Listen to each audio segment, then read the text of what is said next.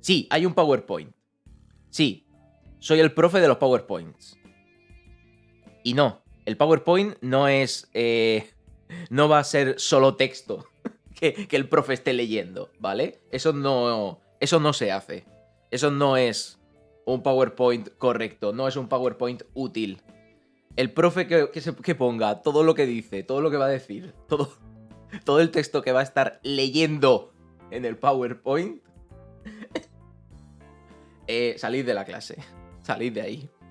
Decía que aunque el tema se llama el problema del bien, vamos a plantear varias cositas. Lo primero es la pregunta de qué es la moralidad, o sea, de qué demonios hablamos cuando hablamos de lo moral. Pero también vamos a entrar en esas primeras nociones de bien asociadas a la filosofía, ¿vale? No solamente el problema general de la moralidad, sino los primeros intentos filosóficos por comprender el comportamiento moral mediante el concepto de bien. Que ya vais a ver que, bueno, que realmente con lo que es el desarrollo de la ética no es que tenga mucho que ver, ¿vale? Porque esto ya lo he comentado yo alguna vez, la filosofía no es algo que nazca hecho, ¿no? Y sobre todo la ética tiene un desarrollo en la antigüedad muy interesante, que en el segundo tema, vamos a ver cómo se desarrolla en la antigüedad griega la ética desde los primeros filósofos que se ocupan del problema de la moral o del bien, hasta cuando ya se formulan los primeros sistemas de ética. Y también tenemos por ahí alguna cosita relacionada con la perspectiva intercultural, ¿de acuerdo? Así que, sin detenerme mucho en más prolegómenos de los prolegómenos, porque esto es el primer bloque, son los prolegómenos de la ética, voy a darle. ¿Qué es la moralidad? Cuando hablamos de moralidad, nos referimos a cosas muy diversas. De hecho, la moral tiene varias concepciones, varias formas de concretarse conceptualmente y de aplicarse a la realidad en la que vivimos, dependiendo de si atendemos más a su origen etimológico o si nos vamos a los desarrollos filosóficos que tiene el concepto. Originalmente, moral se refiere al carácter, a la forma de ser, de actuar de alguien, ¿de acuerdo?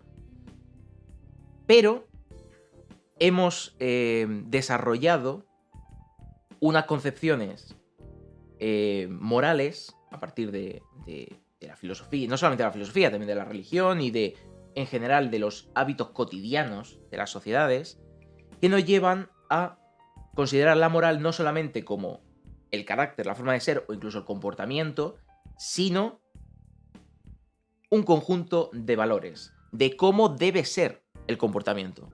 Estos conjuntos de criterios y de normas prescriptivas, porque esto es importante, es decir, cuando entendemos la moralidad como una forma, no solamente una forma de comportarse, sino cómo se debe uno comportar de forma ideal, es decir, una serie de principios, podríamos decir valores, aunque el concepto de valor es muy amplio, o de comportamientos buenos y malos, es decir, de juicio sobre que ciertas formas de comportarse son correctas y otras son incorrectas, estamos prescribiendo cómo debemos actuar o cómo deben actuar los demás, estableciendo normas para el conjunto de la sociedad, aunque cuando hablamos de moralidad estamos hablando más bien de la propia conciencia y de cómo piensa uno, su comportamiento, individualmente, no tanto como podemos hablar cuando hablamos de la ley política, de la imposición de normas desde el exterior.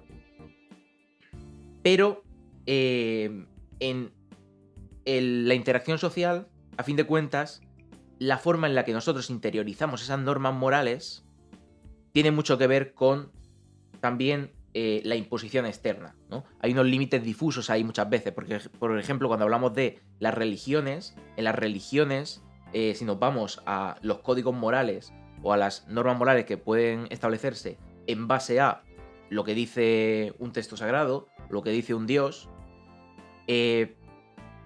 precisamente ahí hay una imposición externa. Aunque uno lo interiorice y adquiere una conciencia acerca de si lo que está haciendo está bien o está mal, realmente en todo ese proceso hay fuerzas externas e internas que están interactuando. De modo que se vuelve una realidad bastante compleja cuando cuando la desvinculamos propiamente de la idea del comportamiento propio, de analizar el comportamiento propio, de por qué uno decide actuar de una forma o de otra, cuando empieza a entrar en ese ámbito de las normas, de lo normativo, de lo prescriptivo, nos encontramos con que hay muchas influencias. Y ahí la filosofía también tiene un papel importante, porque al final lo que viene a intentar hacer es discernir lo que podríamos llamar propiamente la conciencia moral y la reflexión sobre los modos de vida propios en sociedad, evidentemente, de esas leyes, esas normas externas al propio individuo que se dan en el conjunto. Y además, no solamente eso, sino los criterios por los cuales se establecen cada uno. Y esto es muy importante en ética. Analizar los criterios y su validez. Es decir, en qué me fundamento yo para establecer un criterio moral. ¿De acuerdo? Y evidentemente a lo largo de la historia y a lo largo de diferentes comunidades, sociedades, culturas, nos encontramos formas diversas de justificar esa idea del bien, esa moralidad, lo que cada individuo asume como bueno o como malo, y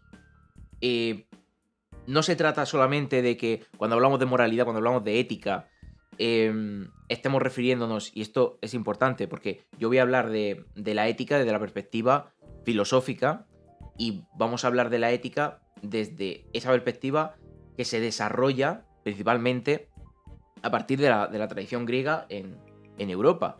Pero es que la moralidad no pertenece solamente a esa ética. La ética filosófica no solamente se va a ocupar de la moralidad en cuanto a lo que surge dentro del contexto de Europa, ¿vale? No solamente... No, es que claro, como la ética filosófica se da en Europa porque es una parte de la filosofía y la filosofía surge en Grecia, etcétera, etcétera, entonces, claro, solamente se va a ocupar del propio ámbito de... No, la pretensión es que sea un estudio de cómo se da en lo humano, en el ámbito humano en general, el comportamiento y qué criterios podemos usar para entender el comportamiento humano en general. ¿Qué pasa? Que evidentemente podemos trazar muchas críticas contra esa perspectiva eurocéntrica. Es decir, contra los filósofos que sí que han tenido perspectiva eurocéntrica, aunque hayan pretendido no tenerla. Porque evidentemente, si nos vamos a la antigüedad griega,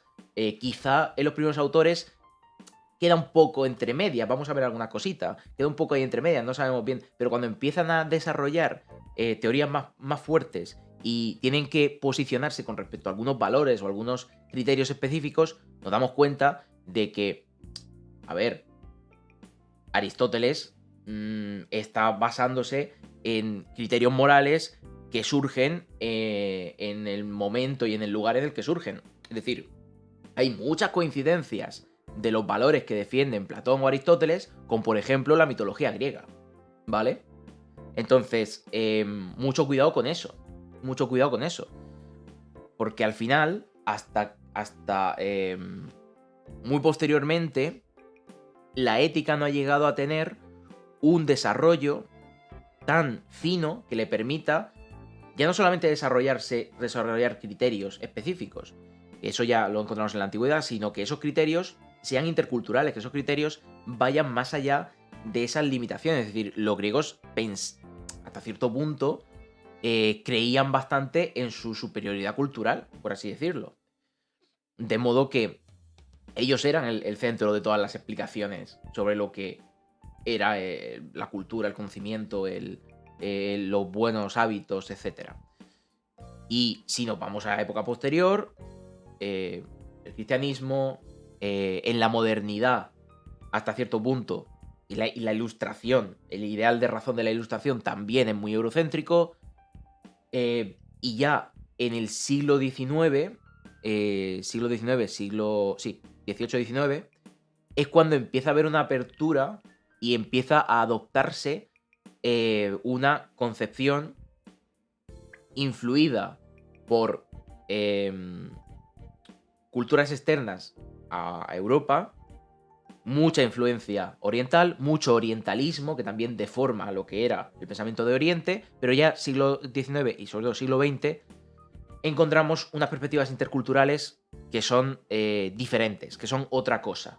Sobre todo más desde la perspectiva de la universalización de la humanidad, de percibir toda la humanidad como un conjunto y no tanto mirar al otro desde la perspectiva nacional, ¿vale? Entonces hay un cambio de perspectiva, sobre todo a partir también de la Segunda Guerra Mundial. Hay unas condiciones históricas muy interesantes por las cuales la ética, en general la filosofía, pero concretamente también la ética, se amplía más allá y toma conciencia de esas influencias culturales etnocéntricas que estaban teniendo a la hora de desarrollar sus principios. De eso hablaremos, ¿no? Eso saldrá porque la ética relacional tiene mucho que ver con esta apertura. Lo que nos encontramos cuando atendemos a la ética es un intento de cuadrar el conjunto del comportamiento humano dentro de unos criterios. Un intento de cuadrar mediante unos criterios rigurosos las formas en las que se dan los diferentes comportamientos y las formas en las que juzgamos esos comportamientos y en los que adoptan sentido los juicios morales en uno y otros contextos, mientras que si atendemos a la moralidad particular, vamos a encontrar una diversidad de formas que parecen incongruentes entre sí, ¿no? Muchos cambios en las concepciones, en los valores, desde criterios religiosos a criterios que podríamos llamar, iba a decir estoicos, criterios estoicos, laicos, desde la encumbración de el valor, la violencia, a la valoración de la pasividad, de la tranquilidad, del anhelo de libertad y de individualidad, hasta la defensa del anilamiento, a ver si lo digo bien. Sí, del anilamiento, es decir, del convertirse en nada, del dejarse hacer, del no intervenir, ¿vale? Y claro, el problema es cómo cuadramos todo eso. Cómo congeniamos toda esa diversidad de valores y entendemos por qué se dan, ¿no? A mí me parece que la perspectiva relacional, por ejemplo, con respecto a esto es interesantísima, ya la comentaremos. Básicamente, no podemos entender que haya una única idea de bien, porque todas estas concepciones tienen su valor y tienen su importancia en contextos determinados. Entonces hay que entenderlas más en su lugar, en su momento, también en relación con el contexto, los argumentos y las motivaciones en las que surgen. ¿Cómo definimos la moral? ¿Cómo terminamos de definir la moral y cómo llegamos de ahí? Vamos a ir poco a poco hasta llegar al problema del bien, ¿no? Cuando hablamos de la moral, podemos referirnos, como ya he dicho, a simplemente el carácter, es decir, la forma en la que reaccionamos y nos comportamos ante el mundo. Podemos estar hablando de normas, de reglas prescriptivas que te dicen cómo tienes que actuar, ¿vale? El señor que te está señalando.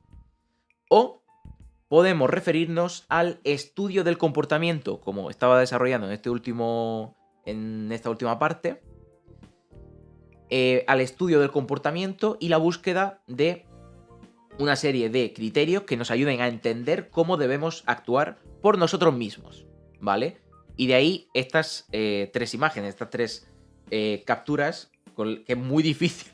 O sea, vosotros pensáis que yo con los PowerPoints intento apoyar visualmente lo que estoy diciendo. A veces es difícil, pero bueno, creo que con esto se entiende, ¿no? Creo que aquí se entiende. El problema aquí es que cuando nosotros trazamos esta distinción, no estamos hablando de 3 cosas que estén totalmente separadas. Quiero decir, nosotros tenemos un carácter, tenemos una forma de comportarnos, ¿no? Tenemos una forma de actuar. Y también existen criterios por parte del resto de individuos, del resto de personas, que nos dicen cómo consideran que debemos comportarnos, si esa forma de comportarnos está bien o está mal. Y realmente en un desarrollo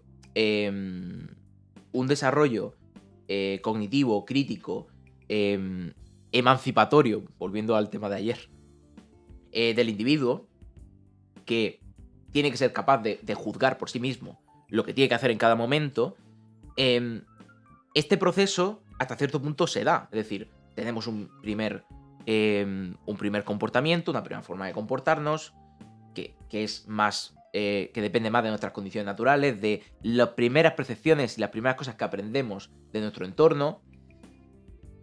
Aprendemos valores, empezamos en segundo lugar a adquirir conciencia de valores específicos, y esto en cuanto al desarrollo moral de ciertos autores, explican ciertos autores como Kohlberg, es muy interesante, que básicamente intentan entender las etapas por las cuales se va desarrollando esa conciencia del comportamiento, sobre el propio comportamiento moral, y no solamente eso, sino adquirir cierta independencia en el desarrollo de los valores y de los principios por los cuales nos comportamos, ¿no? Y hay un momento en el que somos conscientes de los valores, en un primer momento no, es decir, en un estadio más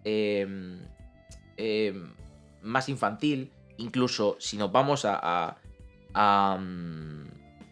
ciertos momentos de nuestra vida, a veces también nuestras reacciones son impulsivas e irracionales y no pensamos específicamente sobre ellas, porque es algo que nos sigue estando en nosotros, el reaccionar impulsivamente a estímulos. Ahí no estamos siendo conscientes de qué valores estamos aplicando, ¿vale? Pero en el desarrollo de esa conciencia nosotros ya sí podemos intentar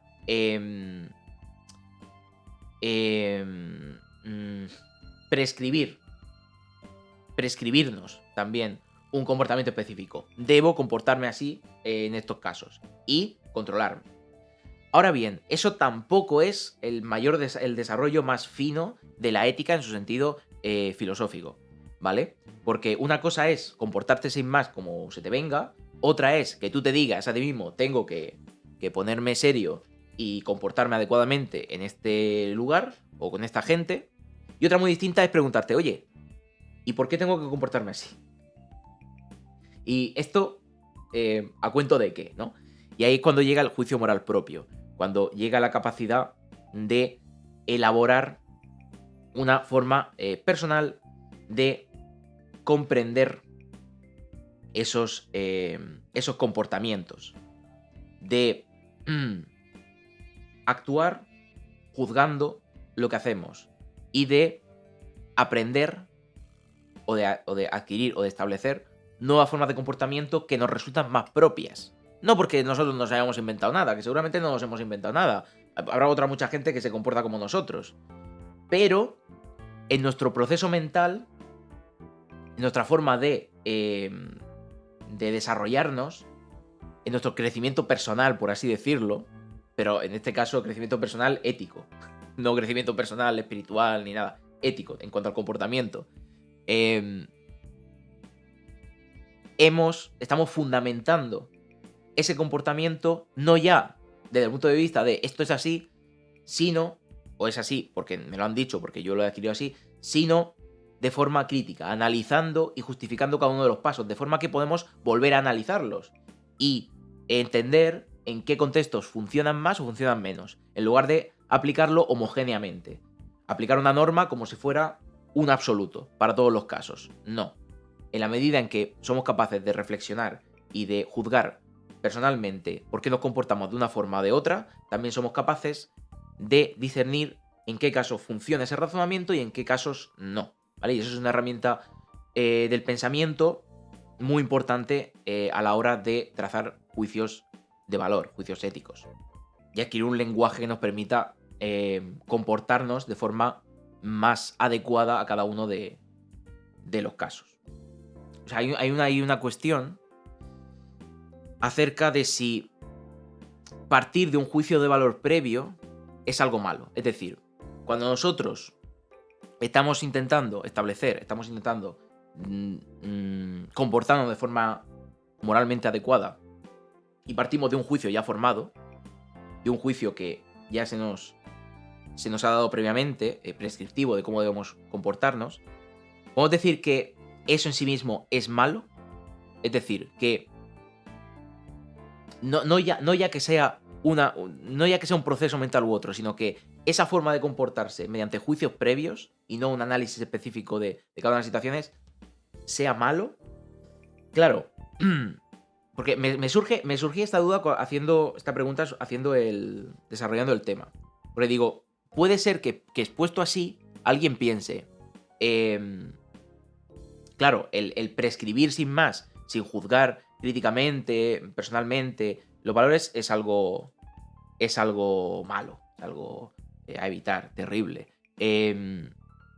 Yo no lo metería en ese saco. O sea, yo no veo coherente hacer un juicio ético, un juicio de valor, vamos a decirlo así, sobre un proceso mental, ¿de acuerdo? Porque realmente, para nosotros ser conscientes y alcanzar un juicio propio sobre cómo debemos comportarnos, tenemos que tener una idea previa de lo que es una prescripción moral, de lo que son las normas morales. Es un proceso que seguimos. Y no se trata de que sea bueno o sea malo. O sea, lo bueno o lo malo serán los comportamientos. Nosotros juzgaremos si esas normas que hemos asumido son mejores o son peores. Pero el hecho de que las tengamos, ¿vale? No es un comportamiento que nosotros elijamos. Y esto es lo importante. Cuando hablamos de moral y cuando hablamos de bien o de mal, nos estamos refiriendo a un juicio sobre las decisiones que tomamos en nuestro día a día. Cómo nos comportamos. Y por lo tanto, no se trata de juzgar si la realidad y cómo se dan esos procesos, porque al final ese proceso mental se da de una determinada forma, dependiendo de cómo es nuestro sistema nervioso, nuestra capacidad de conocimiento, nuestra conciencia moral, etcétera, etcétera, cómo funciona la sociedad, etcétera, etcétera. El cómo se dan esas normas en nosotros no es en sí mismo ni bueno ni malo. Lo bueno o lo malo serán el contenido de esa norma, ¿vale? Que es lo que juzgamos moralmente. Hay una cosa interesante aquí, porque estamos hablando del comportamiento, de las elecciones. Podemos hablar más concretamente de los actos individuales, cuando hablamos de la moralidad, de lo que decidimos hacer y de nuestro comportamiento en el mundo, los actos. Pero yo, buscando referencias, estuve leyéndome un texto que tengo por aquí de Aranguren, revisando un texto de Aranguren sobre el problema de la moral. Y tiene una reflexión muy interesante sobre la cuestión del acto, sobre cómo interpretar el contenido de la moral o los hechos a los que se refiere la moral, lo que juzga la moral, que son los actos. Dice Aranguren que si consideramos que lo que tenemos que juzgar o lo que es el contenido de la moral son los actos, corremos el riesgo de centrarnos en comportamientos aislados, en formas de hacer o de prácticas en el mundo aisladas unas de otras.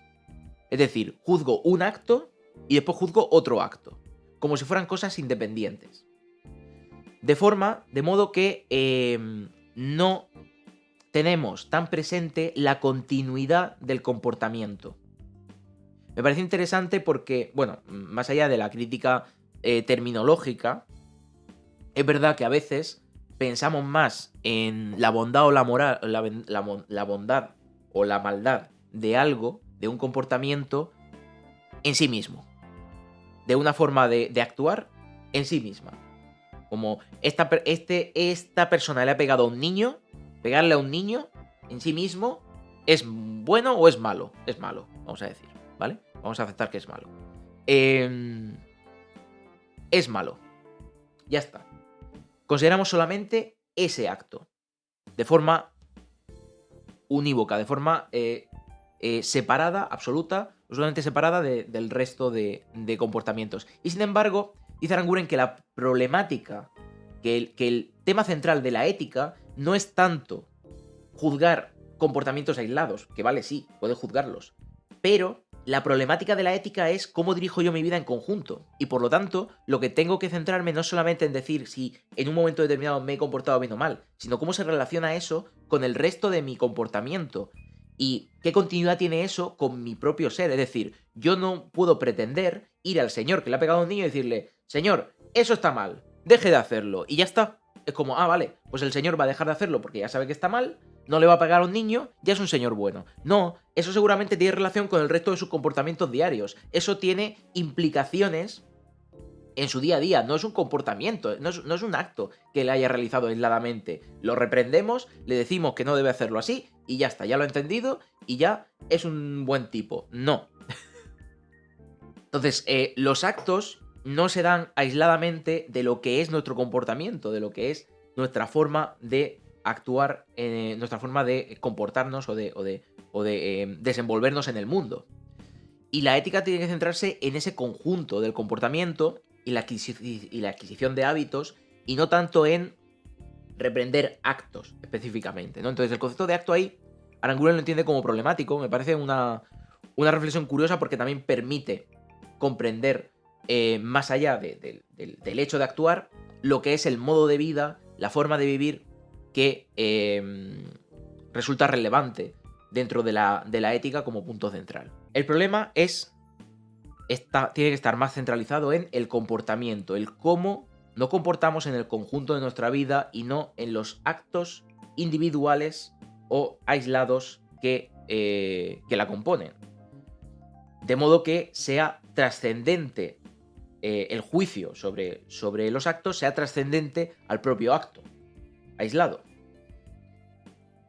Y de este modo establezcamos no ya solamente un juicio concreto sobre esto tendrías que hacerlo de esta forma o esto tendrías que hacerlo de otra, sino sobre cómo llevar en conjunto una vida buena, una vida que sea más correcta en el conjunto de su comportamiento. Y aquí, en el concepto de bien, hay una serie de problemas. Hay una serie de problemas a la hora de definir qué demonios es exactamente lo bueno, qué demonios es el bien, ¿no? Por un lado tenemos dualismos, maniqueísmos entre el bien y el mal. También tenemos la cuestión de los valores previos, de los prejuicios, de la moralización de algunos conceptos que nos hacen aceptar que ciertas cosas son buenas o son malas en sí mismas y por tanto no nos permiten adentrarnos en el propio comportamiento, sino que ya están predefiniendo que si actúas en un ámbito concreto o si realizas una actividad concreta, da igual cómo la hagas, eso es malo, ¿no? O da igual en qué contexto, eso es malo en sí, ¿vale? Lo cual no sigue la vía que hemos definido, que tiene que ver con el conjunto del comportamiento de los hábitos de un individuo. Y por otro, tenemos el problema de los diferentes tipos de beneficio que nos pueden traer los hábitos o los actos concretos y que por intereses personales repercuten en cómo definimos lo que está bien o lo que está mal. Yo aquí me voy a centrar más en intentar definir el concepto general de bien, al menos por hoy, ¿vale? Por hoy vamos a ir al concepto general y no tanto en la práctica, que ya abordaremos temas más prácticos en otros temas. Entonces, el gran problema es cómo definimos el bien, cómo podemos definir ese concepto. Podemos entenderlo como un trascendental. Podemos entenderlo en el sentido más platónico, que vamos a ver el próximo día más detalle, como un absoluto, como algo que se observa objetivamente, que se conoce objetivamente y que no tiene dobleces, es decir, un bien ideal. Podemos entenderlo desde un punto de vista más práctico, como el punto de vista aristotélico. Pero el gran problema viene quizá de cómo pasamos o cómo abordamos estas dos perspectivas en conjunto. Porque estas dos perspectivas, aunque históricamente han ido modificándose, hasta cierto punto siguen estando. Quiero decir, seguimos pensando en un bien en un sentido absoluto, quizá más en el sentido kantiano, ¿no? Del deber. Y también pensamos en lo bueno concreto, en lo bueno particular en cada circunstancia. Entonces, ¿cómo relacionar estos conceptos? ¿Cómo se desarrollan concretamente o cómo se pueden entender estos sentidos en conjunto? Pero me quiero centrar para abrir boca, porque esto es para abrir boca, después ya entraremos más. Aquí esto es para abrir boca sobre el problema del bien, ¿no? Me quiero centrar un poco en ideas relativas al bien de los primeros filósofos. Estamos hablando de filósofos anteriores a Sócrates. No anteriores a Sócrates, pero sí anteriores al desarrollo de la filosofía influenciada por Sócrates, ¿vale? O que están al margen de la filosofía influenciada por Sócrates, ¿vale? Porque Heráclito sí es anterior, pero vamos a ver también aquí Demócrito no es anterior, ¿vale? Demócrito es contemporáneo, si mal no recuerdo, a Sócrates. Entonces, importante, cuando hablamos de filósofos presocráticos, no lo decimos solamente en sentido histórico, en sentido cronológico, sino en cuanto que su forma de pensar pertenece a una tradición inicial de la filosofía que con Sócrates va a cambiar. Y la influencia de Sócrates va a hacer que la filosofía gire hacia una perspectiva ligeramente distinta. Y con Platón, etc. ¿Vale? Como un punto de inflexión. Sócrates y luego Aristóteles otro más. O sea, Sócrates, Platón y Aristóteles. Es que además son como tres puntos de inflexión muy importantes en la historia de la filosofía antigua. Vamos a verlo en el siguiente tema. Precisamente esos 3 puntos como fundamentales para entender el desarrollo de la ética hasta prácticamente establecer las bases de lo que luego van a ser las corrientes éticas y las discusiones sobre ética en toda la historia de la filosofía casi. Salvo excepciones muy aisladas. Entonces, ¿qué comenta Heráclito? O sea, primeras reflexiones de Heráclito sobre el problema, porque claro, aquí tened en cuenta, la moralidad, el comportamiento, en general, se da en todas las sociedades. Todos los humanos nos comportamos de alguna manera. Pero claro, tenemos unos señores en la Grecia antigua que empiezan a plantearse, empiezan a hacerse preguntas, podríamos irnos también a China, ¿vale? Y plantearnos, Confucio, vas a Confucio y tal, pues cómo se preguntan acerca del comportamiento, porque Confucio también tiene bastante reflexión sobre el comportamiento. De una forma que podríamos llamar sin estirar demasiado los términos, incluso ética, ¿vale? Sin estirar, digo, los términos porque tenemos que tener en cuenta el origen cultural histórico de los términos, el origen propio de los términos en cada una de las lenguas, en un contexto determinado, en una época. Entonces, siempre que aplicamos un término que proviene de una época, de un idioma específico, a otro contexto en el que se utiliza otro idioma y en el que no se ha desarrollado o se pueden haber desarrollado otros términos para hablar de esa realidad de otra forma, estamos estirando los términos. Estamos intentando adaptar unos conceptos a otros, traduciendo. Pero la traducción nunca es exacta. ¿Qué nos cuenta Heráclito sobre el bien? Tengo aquí 3 citas que me han parecido interesantes. Dice, si la felicidad consistiera en el deleite del cuerpo, diríamos que los bueyes son felices cuando encuentran arveja para comer.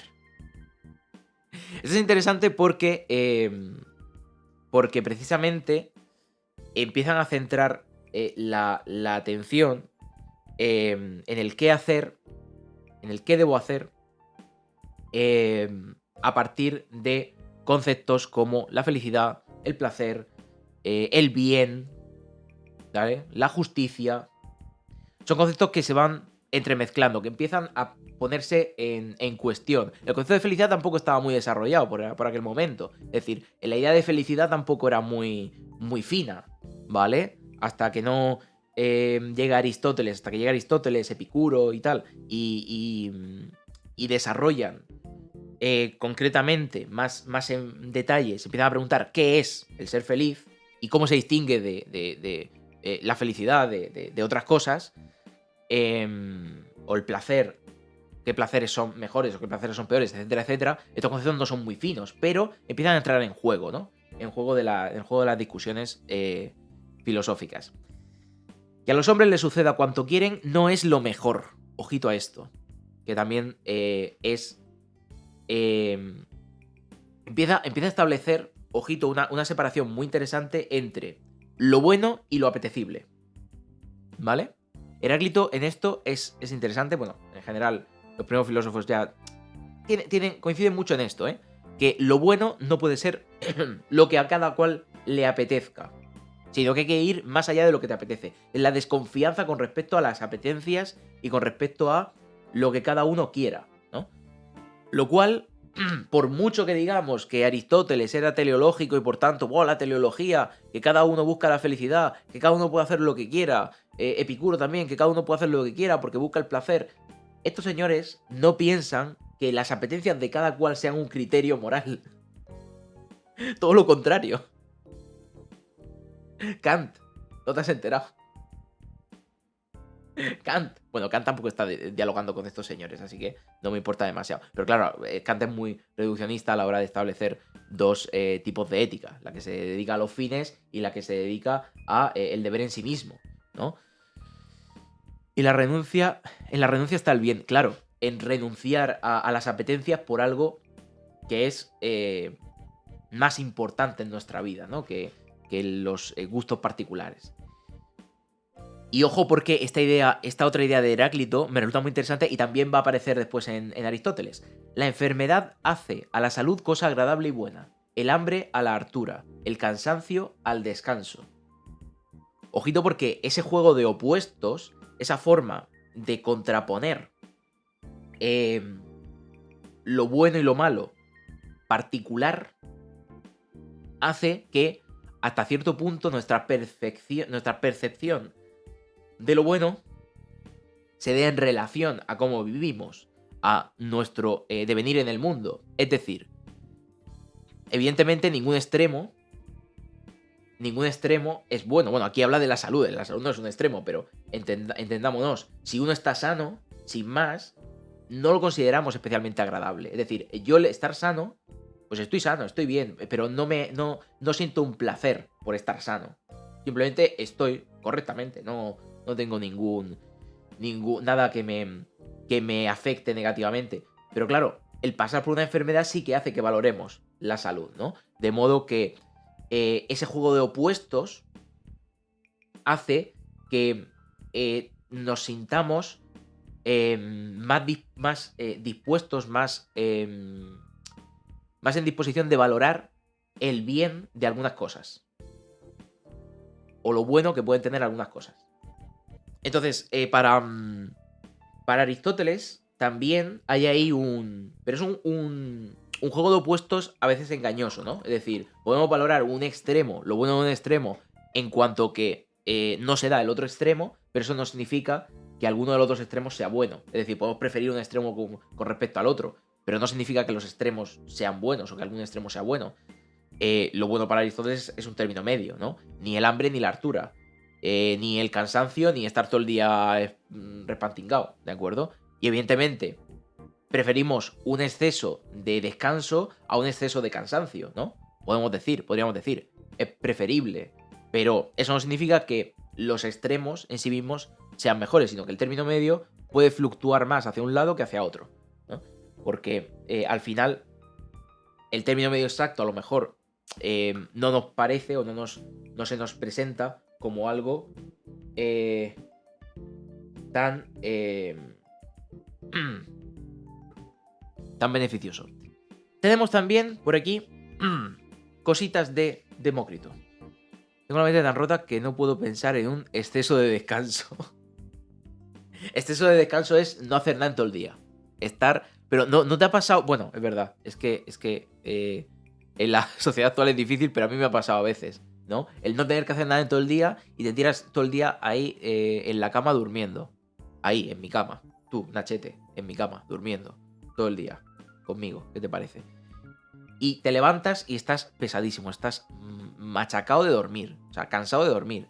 Es un descanso que agobia, es un descanso que no. Dices, no, joder, me he pasado descansando. ¿Ahora qué hago?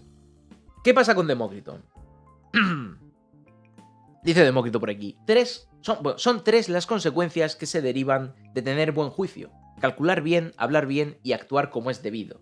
Ojo, porque Demócrito... O sea, si tenemos a un Heráclito anterior a Demócrito que está bien, es decir, va por una vía interesante en cuanto que empieza a cuestionarse lo que hay más allá de lo agradable y de lo que consideramos habitualmente que está bien y busca profundizar en lo bueno más allá de los deleites, de los placeres, de la idea común de felicidad, etc. Aquí Demócrito va un poco marcha atrás, ¿no?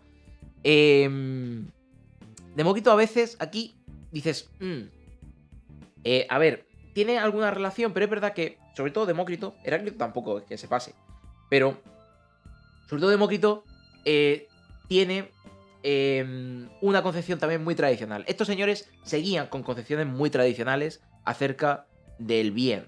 Es decir, que se centraban mucho en lo que según las normas está bien, ¿vale? De modo que es verdad que eran críticos con respecto a la prescripción moral, pero no se desvinculaban mucho de lo establecido en las normas. De hecho, todavía en este estadio de la filosofía, la ética estaba muy ligada a las discusiones físicas. De hecho, Demócrito es sobre todo un físico, ¿vale? Un fisicista. Y claro, esa perspectiva física hace que la ética de Demócrito tampoco se desvincule mucho de lo que considera que son las leyes del universo tal cual. Y con Heráclito más o menos pasa lo mismo, con Heráclito. Claro, luego, cuando llegue o se desarrolle la filosofía socrática, bueno, que más o menos es contemporánea a Demócrito, socrática y sobre todo la aristotélica, esta cuestión de lo que es el bien en sí mismo, o lo que es el bien más allá de las apariencias, o lo que es el bien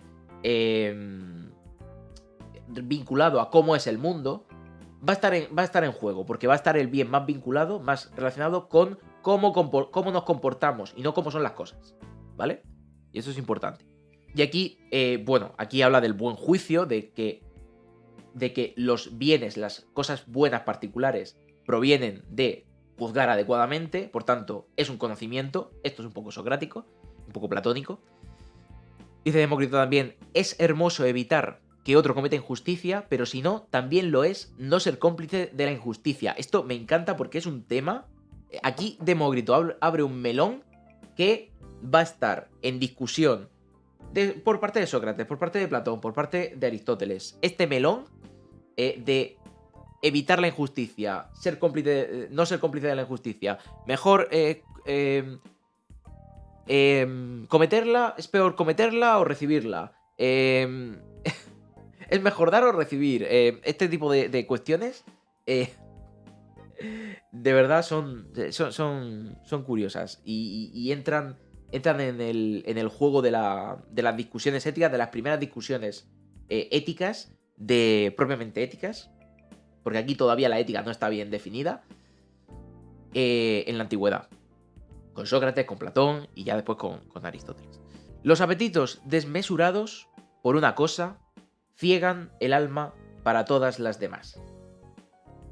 Los apetitos desmesurados por una cosa ciegan el alma para todos los demás. Esto, de nuevo, muy físico, pero es que también tiene que ver. O sea, es interesante porque estas cuestiones van a seguir en la ética, sobre todo en la ética de Aristóteles. Después la vamos a perder de vista, ¿vale? Después en la ética más centrada en el valor, en el bien, en sentido ideal, en buscar los grandes principios del comportamiento, etcétera. Esto se va a perder mucho, pero todavía Aristóteles le da mucha importancia a la parte más física, más biológica del comportamiento, más referente al carácter del individuo.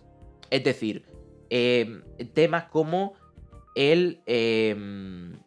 las predisposiciones naturales que debemos actuar de una forma u otra, la incontinencia, es decir, la incapacidad que tenemos para contener nuestro anhelo de obtener algo. Todo eso en la medida en que influye en nuestras decisiones. Y claro, Demócrito está mucho más centrado en eso, ¿no? Que evidentemente tiene que ver con aspectos físicos, con aspectos físicos, biológicos, ¿vale? Que son las preocupaciones. Voy a tener que ponerlo de Blue Sky, Lucy. Ya voy a tener que ponerlo. Cuando termine el directo lo pongo. Para que no tengas que escribirlo siempre.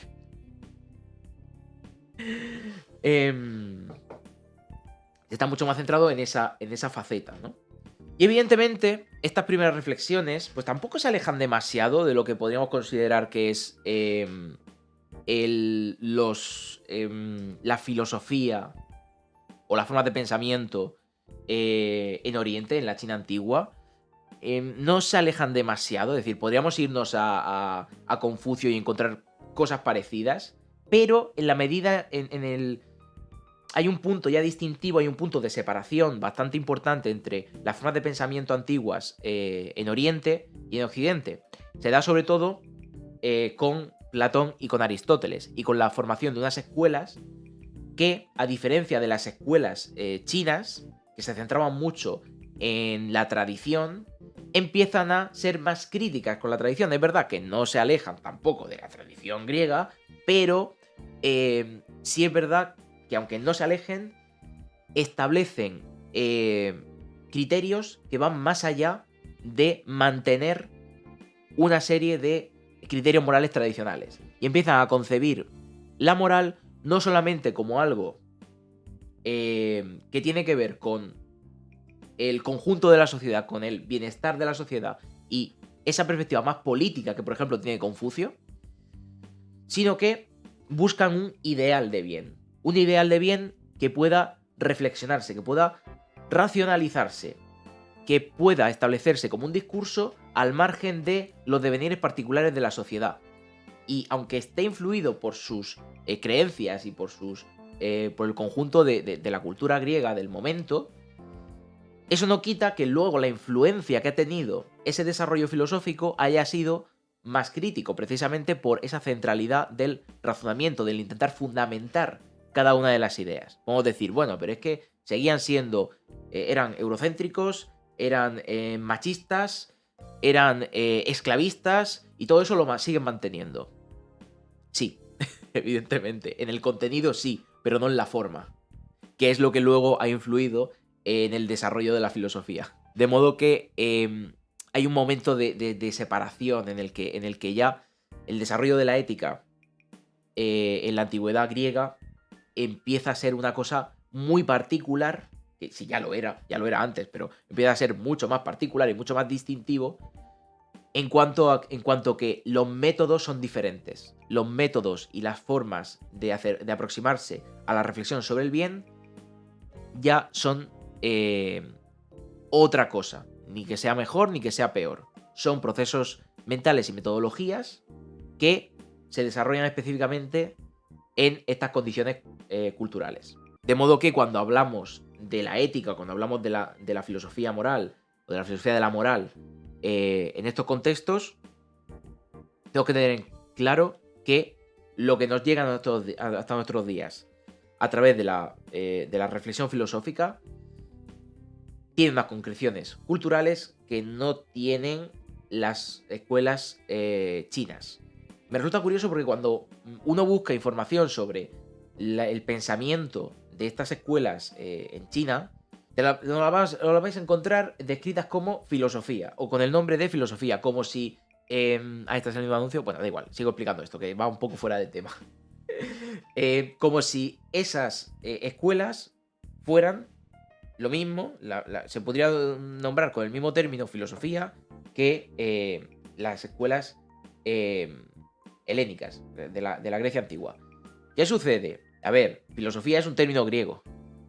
Que es un término griego un poco ambiguo, un poco amplio, que abarca pues el saber, querer el saber, sí, vale. Pero claro, tiene una tradición muy específica y unas concreciones culturales que no se pueden aplicar sin estirar mucho los términos demasiado a Oriente, ¿no? Sobre todo esa concepción de la racionalidad que se va a desarrollar en el contexto de Europa, no solamente de Grecia. Claro, cuando vamos a China, los chinos tienen sus propias palabras para hablar de las escuelas. Los chinos, ojo, os voy a revelar algo, los chinos tienen su idioma, ¿vale? ¿Qué pasa? Que si yo, en lugar de hablar de las escuelas chinas utilizando sus propios términos, utilizo el término filosofía, estoy pretendiendo borrar las diferencias culturales y históricas, cualquier tipo de diferencia lingüística que pueda existir entre comunidades humanas. Pero eso no es coherente con las circunstancias en las que se desarrolla cada una de esas comunidades, cada una de esas sociedades que tienen sus concreciones terminológicas y que se llaman a sí mismos con sus propios términos. Confucio es... Confucio, ¿cómo se dice en chino? Con no sé qué, es el maestro Kong, ¿vale? Confucio, el nombre Confucio, el maestro Confucio. Maestro Confucio es una reiteración, ¿vale? Confucio ya significa el maestro Kong. Él se llamaba Kong, no se llamaba Confucio. Y cuando se habla de sus... las filosofías, son escuelas. Igual que... Bueno, escuela también es un término de origen griego, pero es una definición... Es una traducción un poco más correcta, ¿vale? Un poco más adecuada a nuestro idioma actualmente. Escuelas de pensamiento, donde se reflexiona, donde se discuten ideas y donde se enseña a analizar ideas de cierta forma. Mientras que en las escuelas griegas antiguas, la forma de análisis es diferente. Es que directamente, vamos a Platón, la centralidad de la geometría. O sea, el punto central para Platón son las matemáticas y la geometría. Para Confucio es más la tradición, el bienestar social, es decir, es que son puntos de vista, son metodologías, son formas de ver el conocimiento diversas que tienen su propia terminología, sus propias formas de... Y a mí me parece que cuando hablamos del pensamiento oriental, de las formas de pensamiento y las escuelas orientales, en los términos griegos, estamos borrando su historia. Estamos borrando sus concreciones culturales. A mí me da esa impresión. Que podemos decir, bueno, pero es que son matices. Podemos decir filosofía y luego concretar que filosofía, pero con diferencias. Vale, sí, pero es que todavía estamos ampliando mucho los términos también. O sea, podría haber otra forma de trabajarlo. Yo no soy un experto en Oriente como para decir el término tiene que ser este, porque no lo sé, porque yo no sé chino, y menos todavía chino antiguo, como para poder deciros el término correcto sería tal. Y es verdad que incluso autores actuales que hablan del pensamiento chino, de la tradición china, reivindican el uso amplio de filosofía como algo referente a el pensamiento más... el análisis del pensamiento, el desarrollo de unas ideas propias y tal. Pero yo no estoy nada convencido. Yo vengo aquí a reivindicar un poco que se diferencien bien, que al menos diferenciemos bien, incluso aunque queréis hablar de filosofía en relación a Oriente, a Confucio y tal, pero que identifiquemos bien que ese término, filosofía, se da en una tradición en la que las concreciones de cuáles son los métodos de pensamiento, de análisis, etcétera, de la filosofía, de esa filosofía, no son los mismos que los que se dan en las escuelas de pensamiento orientales. Y en el caso de la ética sucede lo mismo, ¿vale? En el caso de la ética va a pasar exactamente lo mismo. Veremos en futuros temas, ya termino, aquí está la bibliografía. Veremos en futuros temas. No he puesto una diapositiva de gracias. Me ha faltado poner una diapositiva que diga muchas gracias por venir, por ver por acudir a esta conferencia. Me ha faltado eso. La gente que utiliza una diapositiva solamente para dar las gracias. ¿Hacía falta? Bueno, no lo sé. ¿Qué estaba diciendo? Ah, sí, en futuros temas veremos un poco de esa cuestión más intercultural y la ética en relación con el pensamiento de Oriente y con la moralidad oriental en cuanto a los comportamientos, en cuanto a los valores y todo eso. Os comento. Bueno, el tema intercultural ya viene después de los 15 primeros temas que os he puesto en el Discord. Porque es el bloque 5 que no está todavía programado, por así decirlo. ¿Vale? Pero que se centra más en la tradición ética de Europa, el eurocentrismo, contra la interculturalidad.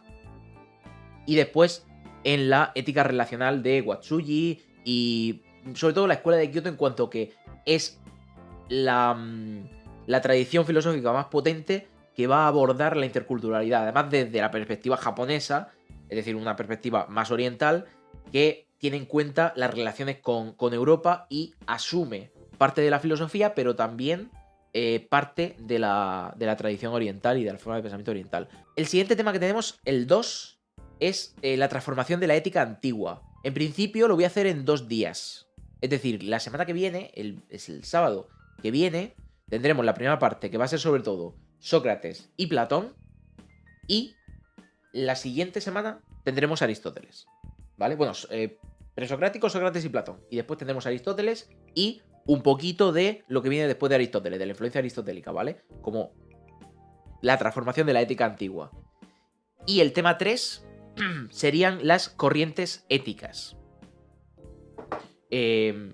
Recordar un poco lo que son las concepciones antiguas mínimamente, pero sobre todo escuelas helenísticas, las diferentes escuelas que surgen de Sócrates, Platón y Aristóteles, las éticas formales y materiales, las éticas aplicadas y concepciones posteriores, ¿de acuerdo? Concepciones más actuales. Es una perspectiva muy general. ¿Por qué? Porque este primer bloque es de prolegómenos, de introducción. Lo que vamos a hacer después de esta introducción más histórica que nos pone en contexto de cuáles son los conceptos centrales o de cuáles son los conceptos y los criterios centrales, es acudir más sistemáticamente a lo que son las partes constitutivas de la discusión ética. Desde la individualidad, el entorno con el que nos relacionamos y con el que actuamos, el problema de la voluntad y de la libertad, los diferentes criterios éticos que se desarrollan y la relación entre estos criterios éticos que se dan en cada una de las diferentes teorías históricas. Ahí va a haber un montón de temas ahí. Se terminó entonces la clase. Ahora recreo, efectivamente.